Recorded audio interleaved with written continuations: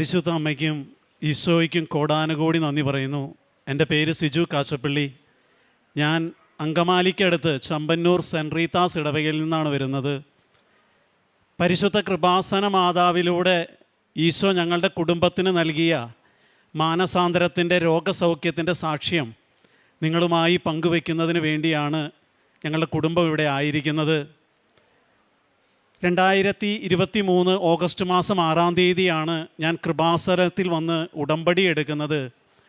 ഞാൻ ഉടമ്പടി എടുക്കാനുണ്ടായ ഒരു സാഹചര്യം, ഒരു പ്രധാന സാഹചര്യം 2020-21 കാലഘട്ടത്തിൽ ഞാൻ എൻ്റെ ചേച്ചിയുമായിട്ട് സംസാരിക്കുമ്പോൾ, എൻ്റെ ചേച്ചിയും കുടുംബവും അയർലൻഡിലാണ്, ഞാനും എൻ്റെ കുടുംബവും സ്വിറ്റ്സർലൻഡിലാണ് താമസിക്കുന്നത്. ഞാൻ ചേച്ചിയുമായിട്ട് സംസാരിക്കുമ്പോൾ ഞങ്ങളുടെ കോൺവെർസേഷൻ, ഞങ്ങളുടെ കമ്മ്യൂണിക്കേഷൻ, ആ ഒരു സംഭാഷണം അവസാനിക്കുന്നത് അപ്പച്ചൻ്റെ ആത്മീയവും ഭൗതികവുമായൊരു മാറ്റത്തിന് വേണ്ടി അങ്ങനെയുള്ള ഒരു ടോപ്പിക്കിൽ അവസാനിക്കുന്നത്. അങ്ങനെ ഞങ്ങൾ അതിനു വേണ്ടിയാണ് ഞാൻ കൃപാസനത്തിൽ വന്ന് ഉടമ്പടി എടുക്കുന്നതും കൃപാസനത്തിൽ വന്ന് ഇവിടെ നിയോഗങ്ങൾ സമർപ്പിക്കുന്നതും. ഓഗസ്റ്റ് മാസം ഞാൻ ഉടമ്പടി വെച്ചു. ഞാനും ചേച്ചിയും സംസാരിച്ച്, അപ്പോൾ നമ്മൾ എന്തെങ്കിലും ചെയ്യണം.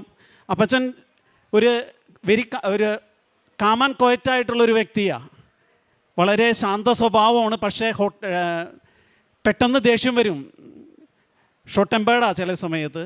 അതുപോലെ തന്നെ ചില പിടിവാശികളുണ്ട്. ആ കാലഘട്ടങ്ങളിൽ ടി വിക്ക് അഡിക്റ്റഡ് ആയിരുന്നു. അപ്പച്ചൻ പള്ളിയിൽ പോകാൻ, കൊറോണയ്ക്ക് ശേഷം പള്ളിയിൽ പോകാൻ കുറച്ച് മടിയായിരുന്നു. അതുപോലെ തന്നെ അപ്പച്ചന് തണുപ്പ് വേണം, അമ്മച്ചിക്ക് തണുപ്പ് വേണ്ട. അപ്പോൾ ഒരാൾക്ക് എ സി വേണ്ട, ഒരാൾക്ക് എ സി വേണം, രണ്ടുപേരും 2 മുറിയിലാണ് കിടക്കുന്നത്. അങ്ങനെ ഇതിനെല്ലാത്തിനും എനിക്ക് ഒരു പരിഹാരം വേണം, ഒരു സൊല്യൂഷൻ വേണം. അതിനു വേണ്ടിയാണ് ഞാൻ ഈ കൃപാസന മാതാവിൻ്റെ നടയിൽ വന്ന് ഉടമ്പടി എടുത്ത് ആ 6 നിയോഗങ്ങളിൽ ആദ്യത്തെ നിയോഗമായിട്ട് ഞാൻ എഴുതുന്നത്. ആ നിയോഗം എഴുതി, സ്നേഹമുള്ളവരെ, 4-ാമത്തെ മാസം മുതൽ അപ്പച്ചനിൽ മാറ്റങ്ങൾ കണ്ടു തുടങ്ങി. അമ്മച്ചി വിളിച്ച് പറയും, അപ്പച്ചൻ്റെ ഓരോ കാര്യങ്ങൾ. ഞങ്ങളുടെ വീടിനടുത്ത് വിൻസെൻഷൻ സഭയുടെ ഹൗസുണ്ട്, അവിടെ വൈദികരുണ്ട്. അപ്പച്ചൻ അവിടെ പോയി കുമ്പസാരിക്കുന്നു. ഞങ്ങളുടെ ഇടവപ്പള്ളിയിൽ വെള്ളിയാഴ്ച വൈകിട്ടാണ് കുർബാന, നൊവേനയുണ്ട്, ആരാധനയുണ്ട്. അപ്പച്ചൻ അതിൽ പങ്കെടുക്കുന്നു. ഞായറാഴ്ചകളിൽ കുർബാനയ്ക്ക് പോകുന്നു. ഇങ്ങനെ ഒരുപാട് മാറ്റങ്ങൾ വന്നു, ഒരുപാട് മാറ്റങ്ങൾ ഞങ്ങൾ കണ്ടു. അപ്പോൾ ഞങ്ങൾക്ക് കുടുംബത്തിന് വളരെയധികം സന്തോഷമായി. ഞാൻ ചേച്ചിയുമായിട്ട് സംസാരിക്കുന്ന സമയത്ത് ഞങ്ങൾ പരസ്പരം പറഞ്ഞു, കൃപാസന മാതാവ് ഇടപെട്ട് തുടങ്ങി. അതോടൊപ്പം തന്നെ ഒരു സെൻറ്റൻസും കൂടി ഞാൻ ആഡ് ഓൺ ചെയ്തു ഞങ്ങളുടെ കോൺവെർസേഷനിൽ. ജോസഫ് അച്ഛൻ ഇവിടെ ഉടമ്പടി ധ്യാനത്തിൽ മിക്കപ്പോഴും പറയുന്നതാണ്, മാതാവ് ഇടപെട്ട് തുടങ്ങിയോ അടുത്തതായി വരുന്നത് ഒരു വലിയ വേദനയായിരിക്കും ചിലപ്പോൾ. അങ്ങനെ ഞങ്ങളുടെ കുടുംബത്തിലും സംഭവിച്ചു. അപ്പച്ചനിൽ ഈ മാറ്റങ്ങൾ വരുന്നത് 2024 ഫെബ്രുവരി മാസത്തിലാണ്. 2024 മാർച്ച് മാസം 22-ാം തീയതി അപ്പച്ചനും അമ്മച്ചിയും പള്ളിയിൽ പോയി കുർബാന കഴിഞ്ഞ് വീട്ടിൽ വന്ന് കുടുംബ പ്രാർത്ഥനയും കഴിഞ്ഞ് അപ്പച്ചൻ എന്നെയും ചേച്ചീനെ അന്വേഷിക്കാൻ തുടങ്ങി. അത് കഴിഞ്ഞ് ഓരോ മുറികളിൽ കയറിയിട്ട് കബോർഡുകൾ തുറന്ന് ഡോക്യുമെൻറ്റ്സ് ഒക്കെ എടുക്കാൻ തുടങ്ങി.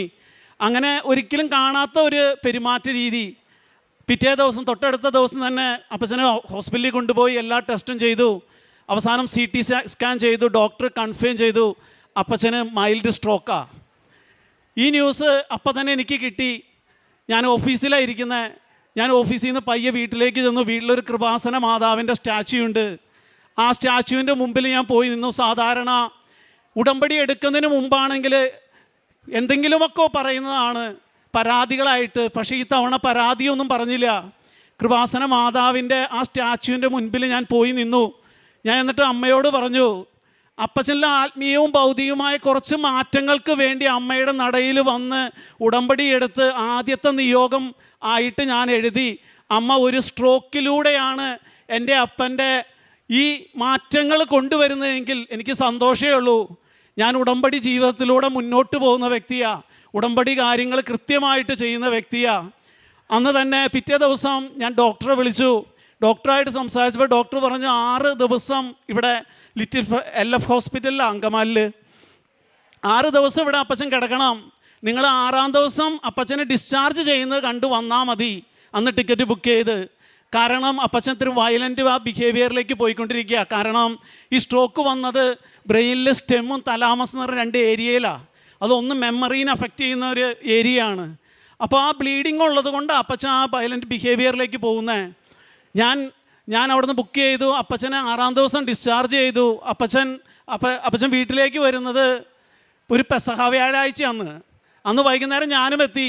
ദുഃഖ വെള്ളിയാഴ്ചയും ദുഃഖ ശനിയാഴ്ചയും അപ്പച്ചൻ ശാന്തനായിരുന്നു. പക്ഷേ ഈസ്റ്റർ ഞായർ പിറ്റേ ദിവസം തിങ്കളാഴ്ചയും രാത്രിയും പകലും അപ്പച്ചൻ 1 മിനിറ്റ് പോലും ഉറങ്ങിയിട്ടില്ല. 1 മിനിറ്റ് പോലും ഉറങ്ങാതെ ആയിക്കഴിഞ്ഞപ്പോൾ അപ്പോൾ ഡോക്ടർ പറഞ്ഞായിരുന്നു, നിങ്ങൾ എന്തും പ്രതീക്ഷിച്ച് പോയാൽ മതി. അന്ന് തിങ്കളാഴ്ച ഉച്ച കഴിഞ്ഞ് ഒരു വൈകുന്നേരം 5 മണി ആയപ്പോഴേക്കും അപ്പച്ചൻ്റെ ബിഹേവിയർ ടോട്ടലി ചേഞ്ചായി. കൺട്രോൾ ചെയ്യാൻ പറ്റാത്ത അവസ്ഥ. അപ്പച്ചനെ നേരെ ഹോസ്പിറ്റലിൽ കൊണ്ടുപോയി അഡ്മിറ്റാക്കി. 20 ദിവസത്തോളം അപ്പച്ചൻ അവിടെ കിടന്നു. ഏപ്രിൽ 1 മുതൽ ഏപ്രിൽ 20 വരെ. ആ ദിവസങ്ങളിലെല്ലാം പല വ്യക്തികളും, ബന്ധുക്കളുണ്ട്, ഫ്രണ്ട്സുണ്ട്, ഡോക്ടേഴ്സുണ്ട്, പലരും വന്ന് അപ്പച്ചനെ കാണുന്നുണ്ട് ഹോസ്പിറ്റലിൽ വന്ന്. അവരെല്ലാവരും ഓരോന്ന് പറയേണ്ടത് ഇത് ഇങ്ങനെ അങ്ങോട്ട് പോകുള്ളൂ. ഇങ്ങനെ ഓരോ കാര്യങ്ങൾ പറയുമ്പോഴും ഞാൻ അവരുടെ അടുത്ത് മറുതലിക്കാനോ അല്ലെങ്കിൽ വിപരീതം പറയാനോ നിന്നില്ല. ഞാൻ ഒരൊറ്റ കാര്യമേ പറഞ്ഞോളൂ. ഞാൻ കൃപാസന മാതാവിൻ്റെ നടയിൽ വന്ന് ഉടമ്പടി എടുത്ത വ്യക്തിയാണ്. ആ ഉടമ്പടിയിൽ കൂടെ മുന്നോട്ട് പോകുന്ന വ്യക്തിയാണ്. അതിലൊരു മാറ്റവും ഇല്ല. ഇതൊരു പരീക്ഷണോ. ഈ പരീക്ഷണത്തിൽ ഞങ്ങൾക്ക് വിജയിച്ചേ മതിയാകൂ. അതാ ഞാൻ ഓരോരുത്തരോടും പറഞ്ഞുകൊണ്ടിരുന്നത്. 4 ഡോക്ടേഴ്സാണ് അപ്പച്ചനെ ചികിത്സിച്ചുകൊണ്ടിരുന്നത്. ന്യൂറോ ഉണ്ട്, ജനറൽ മെഡിസിൻ ഉണ്ട്, സ്കിന്നിൻ്റെ ഒരു ഡോക്ടറുണ്ട്, പിന്നെ സൈക്കാട്രി ഉണ്ട്. സൈക്കാട്രി ജോസഫ് ഡോക്ടറാണ്. ആ ഡോക്ടർ വന്നിട്ട് ഞങ്ങളുടെ അടുത്ത് പറയുന്നുണ്ട്, അതായത് നിൻ്റെ അപ്പന് മാനസികമായിട്ടൊന്നുമില്ല, പക്ഷേ ഈ ബ്ലീഡിങ് വന്നതുകൊണ്ട് അത് പോകുന്നവരെയും ഈ ഒരു ബിഹേവിയർ അത് നമ്മൾ കൺട്രോൾ ചെയ്തേ മതിയാകൂ. അപ്പോൾ അപ്പച്ചനെ ശാന്തനാക്കാനായിട്ട് ക്വിറ്റിപ്പിൻ എന്ന് പറഞ്ഞൊരു മെഡിസിനാണ് കൊടുക്കുന്നത്. അപ്പോൾ ഞാൻ ഇവിടെ നിന്ന് കിട്ടുന്ന റിപ്പോർട്ടുകളെല്ലാം ഞാൻ അവിടെ സ്വിറ്റ്സർലൻഡിലേക്ക് വിടാം. അവിടെ കുറച്ച് ഡോക്ടേഴ്സായിട്ട് പരിചയമുണ്ട്. അവരും അത് കൺഫേം ചെയ്ത് എനിക്ക് തരുന്നുണ്ട്. പക്ഷേ എൻ്റെ സംശയം കൊണ്ടാണ് ഞാനതൊക്കെ വിടുന്നത്. ഞാനിവിടെ അടിയുറച്ച് തന്നെ വിശ്വസിച്ചാണ് നിൽക്കുന്നത്. ആ നിമിഷങ്ങളിൽ എനിക്ക് തോന്നുന്നത് സൈക്കാട്രി ഡോക്ടർ പറഞ്ഞു, ഒരു 25 മില്ലിഗ്രാം ഈ ക്വിറ്റിപ്പനിൽ നമുക്ക് സ്റ്റാർട്ട് ചെയ്യാം. 2 ദിവസം കൊടുത്തു. 1 മിനിറ്റ് പോലും അപ്പച്ചൻ ഉറങ്ങില്ല. അപ്പച്ചൻ ഓരോ മുറികളിലും കയറും, കോറിഡോറിൽ കൂടെ ഇങ്ങനെ നടക്കും. രാത്രിയും പകലും അപ്പച്ചൻ ഉറങ്ങുന്നില്ല. പിറ്റേ ദിവസം 50 ഡോസാക്കി. എന്നിട്ടും ഒരു അനക്കമില്ല. അത് 75ആയി, 100ആയി, 125ആയി, 150ആയി, 200 മില്ലിഗ്രാമായി. അവസാനം ഡോക്ടറിന് തന്നെ സങ്കടമായി, ഇനി എന്താ ചെയ്യുന്നത്? ഇതെന്താ നിൻ്റെ അപ്പൻ ഉറങ്ങാത്തതെന്ന് ഞങ്ങൾക്ക് അറിയില്ല. സാധാരണ 25 മില്ലിഗ്രാം കഴിച്ചു കഴിഞ്ഞാൽ ഉറങ്ങിപ്പോകുന്ന വ്യക്തിയാണ്. അപ്പോൾ എനിക്ക് മനസ്സിലായി അവരുടെ സംസാരത്തിൽ നിന്ന്, ഇനി ഇവിടെ ആളെ കീപ്പ് ചെയ്തിട്ട് കാര്യമില്ല, നിങ്ങൾ ഡിസ്ചാർജ് ചെയ്ത് വേണമെങ്കിൽ പോയിക്കോ എന്നുള്ളൊരു കാര്യമാണ്. അത് കഴിഞ്ഞ് അന്നത്തെ ദിവസം ഏകദേശം ഒരു 9 മണി ആയിട്ടുണ്ടാവും വൈകിട്ട്. ഞങ്ങളൊരു ഡബിൾ റൂമാണ്. അവിടെ അമ്മച്ചിയുണ്ട്, ഞാനൊരു ബെഡിലാണ്. അവിടെ ഇരുന്നാണ് കുടുംബ പ്രാർത്ഥനയും ആ കുടുംബ പ്രാർത്ഥനയുടെ ഒപ്പം തന്നെ പ്രത്യക്ഷീകരണ പ്രാർത്ഥനയും മാതാവിനോടുള്ള കൊന്തയും ഇതെല്ലാം ഞങ്ങൾ ചൊല്ലിക്കൂട്ടുന്നത്. അപ്പച്ചൻ കിടക്കുന്നുണ്ട്, അപ്പച്ചൻ ഉറങ്ങുന്നില്ല, ഞാനും കിടക്കുന്നുണ്ട്. അപ്പച്ചൻ ഇടതുവശത്താണ് കിടക്കുന്നത്, ഞാൻ വലതുവശത്താണ് കിടക്കുന്നത്, അപ്പുറത്തൊരു സിംഗിൾ ബെഡിൽ. ഞാൻ കിടക്കുന്ന ഭിത്തിയുടെ മുകളിലായിട്ട് ഒരു ക്രൂശിത രൂപമുണ്ട്. അപ്പം ഞാൻ എന്ത് വേദന ജീവിതത്തിൽ വന്നാലും സഹനം വന്നാലും കൊന്തയെടുക്കും. ആ കൊന്തയിൽ ഈ കൃപാസന മാതാവിൻ്റെ മെഡലും ഉണ്ട്. ഓരോ വേദന ഇങ്ങനെ മുറുകി വരുമ്പോഴും മുറുക്കം കൂടും. ഞാൻ കരഞ്ഞുകൊണ്ടാണ് കിടക്കുന്നത് ആ ക്രൂശിത രൂപത്തിൽ നോക്കിയിട്ട്. എന്നിട്ട് മാതാവിനെ നോക്കിയിട്ട് മാതാവിനോട് പറയുന്നുണ്ട്, അമ്മയുടെ നടയിൽ വന്ന് ഞാൻ ഉടമ്പടി എടുത്തതാ. അമ്മ ഗാഗുൽത്താമലയിൽ മരക്കുരിശിൽ 3 ആണികളിൽ നിൻ്റെ ആ മകൻ തൂങ്ങിക്കിടന്നപ്പോൾ ആ കുരിശിന് ചുവട്ടിൽ നീ ഉണ്ടായിരുന്നു. ഇന്ന് അതേ കുരിശിൻ്റെ ചുവട്ടിൽ ഞാനും എൻ്റെ അപ്പനും കിടപ്പുണ്ട്. അമ്മ ഇതിനൊരു പരിഹാരം ഉണ്ടാക്കി തരണം, അമ്മ ഇടപെടണം, അമ്മ ഒന്ന് എന്തെങ്കിലും ഒന്ന് സംസാരിക്കണമെന്നാണ് ഞാൻ ഏറ്റവും കൂടുതൽ പറഞ്ഞുകൊണ്ടിരുന്നത്. എനിക്ക് തോന്നുന്നത് 14 ദിവസമായി ഞാൻ ഉറങ്ങിയിട്ട്. അതിൻ്റെ ഇടയ്ക്ക് ജോലിയുണ്ട്, ആ ജോലി അതിൻ്റെ കൂട്ടത്തിൽ നടക്കുന്നുണ്ട്. 14ാമത്തെ ദിവസം അന്ന് രാത്രി എനിക്ക് തോന്നുന്നു ഒരു 9:30 ആയപ്പോൾ ഞാനൊന്ന് മയങ്ങിപ്പോയപ്പോൾ ഒരു വചനമാണ് എൻ്റെ ചെവികളിൽ വന്ന് അടിക്കുന്നത്. ആ വചനം യെശയ്യാ 30:19. നിൻ്റെ വിലാപസ്വരം കേട്ട് അവിടുന്ന് കരുണ കാണിക്കും, അവിടുന്ന് അത് കേട്ട് നിനക്ക് ഉത്തരമരുളും. കർത്താവ് കഷ്ടതയുടെ അപ്പവും ക്ലേശത്തിൻ്റെ ജലവും നൽകിയാലും നിൻ്റെ ഗുരു നിന്നിൽ നിന്ന് മറഞ്ഞിരിക്കുകയില്ല. നിൻ്റെ നയനങ്ങൾ നിൻ്റെ ഗുരുവിനെ ദർശിക്കും. നീ ഇടത്തോട്ടോ വലത്തോട്ടോ തിരിയുമ്പോൾ നിൻ്റെ കാതുകൾ പിന്നീന്നൊരു സ്വരം ശ്രവിക്കും, ഇതാണ് വഴി, ഇതിലേ പോവുക. ആ വചനം കിട്ടിയപ്പോൾ വളരെ സന്തോഷമായി. ഞാൻ എഴുന്നേറ്റു. അപ്പച്ചൻ ഉറങ്ങിയോ നോക്കി, ഉറങ്ങിയിട്ടില്ല. നേരെ കണ്ണും തുറന്ന് കിടക്കുക. കാരണം അപ്പം തന്നെ എഴുന്നേറ്റ് ആൾ പോവും. ആ രീതിയിലാണ്. ആ വചനം കിട്ടി പിറ്റേ ദിവസം ഡോക്ടേഴ്സ് വന്നു. അവർ ചോദിച്ചു, നിങ്ങളുടെ ഒരു ഒപ്പീനിയൻ എന്താ, നിങ്ങൾ എന്ത് ഡിസിഷനാണ് എടുക്കുന്നത്? ഞാൻ പറഞ്ഞു 2 ദിവസം കൂടി എനിക്ക് വേണം. ഞാൻ മാതാവിനോട് ചോദിച്ചിട്ടേ ഈ 2 ദിവസം ചോദിക്കുന്നത്. ഈ 2 ദിവസത്തിനുള്ളിൽ മാതാവ് എന്തെങ്കിലും എനിക്ക് തരുമെന്ന് എനിക്ക് ഉറപ്പാണ്, അടുത്തൊരു ഗൈഡൻസ് തരുമെന്ന്. പിറ്റേ ദിവസം ഇതുപോലെ തന്നെ കുടുംബ പ്രാർത്ഥന കഴിഞ്ഞ് ഞാൻ കിടന്നു. ഞാനൊന്നും മയങ്ങിപ്പോകുന്ന സമയത്ത് ഒരു സ്ത്രീയുടെ ശബ്ദം, പരിശുദ്ധ കൃപാസന മാതാവ് എൻ്റെ അടുത്ത് സംസാരിച്ചെന്ന് ഞാൻ ഉറച്ചു വിശ്വസിക്കുന്നു. ഒരു സെൻറ്റൻസാണ് എൻ്റെ ചെവിട്ടിലേക്ക് വരുന്ന, ഒരു സ്റ്റേറ്റ്മെൻറ്റ് പോലെ.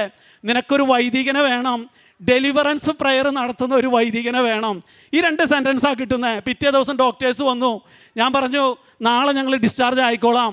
അതിൻ്റെ ഇടയ്ക്ക് ഞാൻ ഒരു വൈദികനെയും കണ്ടെത്തി. ഞങ്ങൾ വീട്ടിലേക്ക് പോയി. വീട്ടിൽ ചെന്നു. അപ്പച്ചൻ ആ വയലൻറ്റ് ബിഹേവിയർ കണ്ടിന്യൂ ചെയ്യുന്നു. അന്ന് രാത്രി എൻ്റെ പെങ്ങളും വന്നു. ഞങ്ങൾ 2 പേരും ഉണ്ട്. അപ്പച്ചനെ അവർ 2 പേരും ഒരു മുറി കയറി, അമ്മച്ചിയും പെങ്ങളും ഒരു മുറി കയറി വാതിലടച്ചു, കാരണം പേടിയായിട്ട്. ഞാനവിടെ ഉണ്ട്. അത് കഴിഞ്ഞാൽ അന്ന് രാത്രി പിറ്റേ ദിവസം ഒരു ഉച്ച കഴിഞ്ഞ് കഴിഞ്ഞപ്പോൾ ഈ വൈദികൻ വന്നു. വൈദികൻ ഒരു ഡെലിവറൻസ് പ്രെയർ നടത്തി. വൈദികൻ പോയി. അന്ന് രാത്രി മുതൽ 200 മില്ലിഗ്രാം ക്വിറ്റിപ്പിൻ കഴിച്ചിട്ടും ഉറങ്ങാത്ത എൻ്റെ അപ്പച്ചൻ ഉറങ്ങാൻ തുടങ്ങി.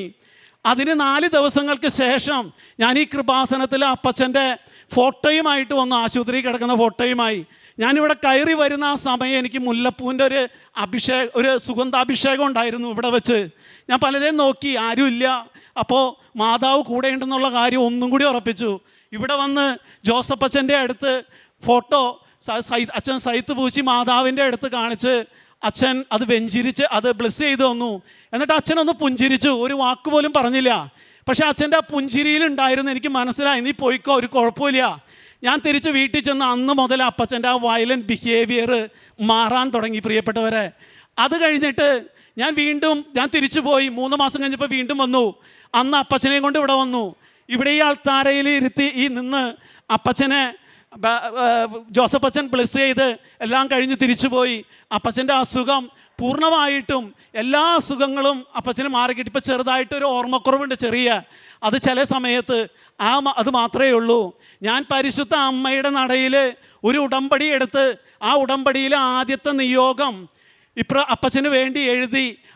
അമ്മ അത് മാറ്റിയെടുക്കാൻ കണ്ടത് ഒരു മൈൽഡ് സ്ട്രോക്കാണ്. ആ മൈൽഡ് സ്ട്രോക്കിലൂടെ എല്ലാം മാറിക്കിട്ടി എന്നാ എനിക്ക് പറയാൻ പറ്റുള്ളൂ. എല്ലാ ദിവസവും മിക്ക ദിവസവും അപ്പച്ചൻ പള്ളിയിൽ പോവും, അതുപോലെ തന്നെ കുമ്പസാരിക്കാൻ പോവും, അതുപോലെ തന്നെ TV ഓൺ ചെയ്ത് അവിടെ ഇട്ടുണ്ടെങ്കിൽ പോലും ആ വഴിക്ക് നടന്നു പോകും, അല്ലാണ്ട് ആ വഴിക്ക് അതിലേക്ക് തിരിഞ്ഞു നോക്കില്ല. അതുകൂടാതെ ഇവർ 2 പേരും 2 മുറിയിലാണ്, കാരണം ഈ AC-യുടെ പ്രശ്നമുള്ളതുകൊണ്ട് ഇന്ന് 2 പേരും ഒരു മുറിയിലാണ്. പരിശുദ്ധ അമ്മയ്ക്കും ഈശോയ്ക്കും കോടാനുകോടി നന്ദി പറഞ്ഞുകൊണ്ട് ഇതാണ് എൻ്റെ 1ാമത്തെ സാക്ഷ്യം. 2ാമത്തെ സാക്ഷ്യം എൻ്റെ മകനാ. എനിക്ക് 3 കുട്ടികളാണ്. അവൻ ചെറുപ്പത്തിലേ മുതൽ അവന് ചില വാക്കുകൾ പ്രൊനൗൺസ് ചെയ്യാനും അതുപോലെ സെൻറ്റൻസുകൾ പറയാനും കുറേ ബുദ്ധിമുട്ടുണ്ടായിരുന്നു. അപ്പോൾ ഞാനിവിടെ ഉടമ്പടി എടുത്തപ്പോൾ 2ാമത്തെ നിയോഗമായിട്ട് വെച്ചത് ഈ ഒരു കാര്യമോ, മകൻ്റെ കാര്യമോ. അപ്പോൾ ഇവിടുന്ന് ഞാൻ ഉടമ്പടി എടുത്ത് തിരിച്ചു പോയി. എല്ലാ ദിവസവും കുടുംബ പ്രാർത്ഥന കഴിഞ്ഞ് പ്രത്യക്ഷീകരണ പ്രാർത്ഥന ഉടമ്പടി പ്രാർത്ഥനയൊക്കെ ചൊല്ലിക്കഴിയുമ്പോൾ എല്ലാവരുടെയും നെറ്റിയിൽ ഉടമ്പടി തൈലം പൂശിക്കൊടുക്കും, അതുപോലെ തന്നെ തേനും ഉപ്പും കൊടുക്കും. പക്ഷേ ഇവൻ്റെ നാവിൽ മാത്രം ഞാൻ ആ തൈലം കുരിശാകൃതിയിൽ കുരിശായി വരച്ചിട്ട് പറയും, അമ്മ ഇവൻ്റെ നാവിൻ്റെ കെട്ടഴിക്കണേ എന്ന് പറഞ്ഞ് പ്രാർത്ഥിക്കും. അത്രയും ചെയ്തോളൂ. അത് കഴിഞ്ഞ് കഴിഞ്ഞപ്പോൾ അവന് ഒരുപാട് ഇമ്പ്രൂവ് ആയി ആൾ. ഇനിയും പൂർണ്ണമായിട്ടും അമ്മ മാതാവ് സൗഖ്യം നൽകുമെന്ന് ഞാൻ ഉറച്ചു വിശ്വസിക്കുന്നു. കാരുണ്യപ്രവർത്തികളായിട്ട് ഞാൻ ചെയ്യുന്നത്, ഞങ്ങളിവിടുന്ന് പത്രം കൊണ്ടുപോകും, ജർമ്മനും ഇംഗ്ലീഷും മലയാളവും കൊണ്ടുപോകാറ്. ഞങ്ങൾ കുടുംബമായിട്ടാണ് ഓരോ വീടുകളിലും പോകാറ്. ഭാര്യ ഉണ്ടാവും, 3 മക്കളും ഉണ്ടാവും, ഞാനും ഉണ്ടാവും. അങ്ങനെ ഞങ്ങൾ പത്രം കൊടുക്കാറ്. ഇവിടെ നിന്ന് നേർച്ച വസ്തുക്കൾ കൊണ്ടുപോകാറുണ്ട്, അത് എല്ലാ മക്കൾക്കും കൊടുക്കാറുണ്ട്. അതുപോലെ തന്നെ കുറച്ച് നേഴ്സുമാരെ കുറേ വർഷങ്ങളായിട്ട് ചെയ്യുന്നതാണ്, പഠിപ്പിക്കുന്നുണ്ട് കുറേ നേഴ്സുമാരെ. അതുപോലെ തന്നെ ഡയാലിസിസ് കുറച്ച് പേഷ്യൻസിനും അതുപോലെ ക്യാൻസർ പേഷ്യൻസിനും അങ്ങനെ ചാരിറ്റി പോലെ അത് ചെയ്യുന്നുണ്ട്. പിന്നെ ഇത് കൂടാതെ എനിക്ക് ചെയ്യാൻ ഈ കൃപാസനത്തിൽ വന്ന് ഉടമ്പടി എടുത്ത് ബൈബിൾ വായിക്കുന്ന കാര്യം ഇതെല്ലാം ആഴപ്പെട്ടു പോയി. ഒരു അരമണിക്കൂർ ആദ്യമൊക്കെ വായിച്ചുകൊണ്ടിരുന്നത്, പിന്നെ അത് നീണ്ടുപോകാൻ തുടങ്ങി, നമ്മൾ ആഴത്തിൽ പഠിക്കാൻ തുടങ്ങി. അങ്ങനെയുള്ള അനുഭവങ്ങൾ ഉണ്ടായിട്ടുണ്ട്. പിന്നെ പ്രത്യേകമായിട്ടും ഞാൻ ചെയ്യുന്നൊരു കാര്യം ആത്മാക്കൾക്ക് വേണ്ടിയുള്ളൊരു പ്രാർത്ഥനയാണ്. അതിന് ഞാൻ എന്താ ചെയ്തതെന്ന് വെച്ചാൽ, ഞാൻ സ്വിറ്റ്സർലൻഡിൽ 2 അച്ഛന്മാരെ കണ്ടുപിടിച്ചു. അവിടെ പഠിക്കാൻ വരുന്ന അച്ഛന്മാരുണ്ട് PhD ചെയ്യാനായിട്ട്. ആ വൈദികരോട് ഞാൻ പറഞ്ഞു, ഞാൻ നിങ്ങൾക്ക് കുർബാന പണം തരാം. എനിക്ക് 4-5 ദിവസം 5 കുർബാന മിനിമം ഒരാഴ്ചയിൽ എനിക്ക് നിങ്ങൾ ചെല്ലണം. അങ്ങനെ മൊത്തം 10 കുർബാന. ഈ 10 കുർബാന നിങ്ങൾ ചെല്ലുക. ഞാൻ ആ ദിവസം അതിൻ്റെ ഒരു ലിസ്റ്റ് ഞാൻ അഡ്വാൻസ് ആയിട്ട് കൊടുക്കും അവർക്ക്. അതിൻ്റെ ഇൻറ്റൻഷനും എഴുതും. ആ ഇൻറ്റൻഷൻ ശുദ്ധീകരണ സ്ഥലത്തിൽ പ്രാർത്ഥിക്കാൻ ആരോരുമില്ലാത്ത ആത്മാക്കൾക്ക് വേണ്ടിയാണ് അത് ചെയ്യുന്നത്. ചില സമയത്ത് ആ ഇൻറ്റൻഷൻ മാറും. ഇപ്പോൾ ഈ അഹമ്മദാബാദിലൊരു ഫ്ലൈറ്റ് വീണു. അപ്പോൾ 260 പേര് ആ ആത്മാക്കൾക്ക് വേണ്ടിയാണ് ആ ആഴ്ചയിലത്തെ കുർബാന കാഴ്ചവെക്കുന്നത്. അപ്പോൾ ഇവർക്ക് വേണ്ടി കാഴ്ചവെക്കുകയും ചെയ്യും. അതുപോലെ തന്നെ അന്നത്തെ കുർബാന ഞാൻ കാണുകയും ചെയ്യും. ഉപവസിച്ചുകൊണ്ടായിരിക്കും ചെയ്യുന്നത്. ഇതാണ് കാരുണ്യ പ്രവൃത്തികളായിട്ടും ചെയ്യുന്നത്. പ്രത്യേകിച്ചും പരിശുദ്ധ അമ്മയും ഈശോയും ഞങ്ങളുടെ കുടുംബത്തിന് നൽകിയ എല്ലാ അനുഗ്രഹങ്ങൾക്കും കൊടാനുകോടി ഒരുപാട് നന്ദി പറഞ്ഞുകൊണ്ട് ഞാൻ നിർത്തുന്നു. ബാറൂക്ക് 4:28-29 തിരുവചനങ്ങൾ. ദൈവത്തിൽ നിന്ന് അകലാൻ കാണിച്ചതിൻ്റെ 10 ഇരട്ടി തീഷ്ണതയോടെ തിരിച്ചു വന്ന് അവിടുത്തെ തേടുവിൻ. എന്തെന്നാൽ നിങ്ങളുടെ മേൽ ഈ അനർത്ഥങ്ങൾ വരുത്തിയവൻ തന്നെ നിങ്ങൾക്ക് രക്ഷയും നിത്യാനന്ദവും നൽകും. സിജു കൊച്ചാപ്പള്ളി എന്ന ഈ സഹോദരൻ തൻ്റെ മകനോടും പിതാവിനോടുമൊപ്പം മകനും പിതാവിനും ലഭിച്ച ഓരോ ദൈവാനുഭവങ്ങളെ, അനുഗ്രഹങ്ങളെ അമ്മ മാതാവിൻ്റെ ഈ തിരുവെളുത്താരയിൽ സാക്ഷ്യപ്പെടുത്തുകയാണ്. സഹോദരൻ ആദ്യം തൻ്റെ പിതാവിൻ്റെ മാനസാന്തരത്തിനും രോഗസൗഖ്യത്തിനുമുള്ള അനുഭവങ്ങളെയാണ് നമ്മോട് പങ്കുവച്ചത്. വളരെ വ്യക്തമായി ദൈവാത്മാവിൻ്റെ പ്രചോദനമുള്ള വാക്കുകളിൽ അപ്പച്ചൻ്റെ ജീവിതം എങ്ങനെ പരിവർത്തനപ്പെട്ടുവെന്ന്, അമ്മ മാതാവിൻ്റെ ഉടമ്പടിയിലൂടെ സ്വഭാവത്തിൽ എങ്ങനെ മാറ്റം വന്നുവെന്ന്, ആത്മീയ ജീവിതം എങ്ങനെ ബലപ്പെട്ടുവെന്ന് സഹോദരൻ പറയുന്നുണ്ട്. ഈ കുടുംബത്തിന് ലഭിച്ച ഈ എല്ലാ നന്മകളെ ഓർത്ത് നമുക്ക് നന്ദി പറയാം. നമ്മുടെ ജീവിതങ്ങളെയും ജീവിത വിഷയങ്ങളെയും അമ്മയുടെ കരങ്ങളിലേക്ക് നമുക്ക് ഏൽപ്പിച്ചു കൊടുക്കാം. നമുക്ക് തിരുത്തുവാനാവാത്തത്, നമുക്ക് പരിഹാരമില്ലാത്തത് ദൈവസന്നിധിയിൽ നിശ്ചയമായും പരിഹാരമുണ്ട്. ഡോക്ടർമാർക്ക് മരുന്നില്ലാത്തത്, ചികിത്സയില്ലാത്തത്, പേരറിയാത്ത രോഗത്തിന് ദൈവത്തിൻ്റെ കരങ്ങളിൽ സൗഖ്യമുണ്ട്. അതിൻ്റെ സാക്ഷ്യമാണ് ഈ മകൻ, ഈ അപ്പനെയും മകനെയും ചേർത്ത് നിർത്തിക്കൊണ്ട് നമ്മളോട് പങ്കുവയ്ക്കുക. എല്ലാത്തിനും അമ്മ മാതാവിനും തിരുക്കുമാരനും നന്ദി പറഞ്ഞ് കരങ്ങളടിച്ച് ഈ സാക്ഷ്യം നമുക്ക് സമർപ്പിക്കാം.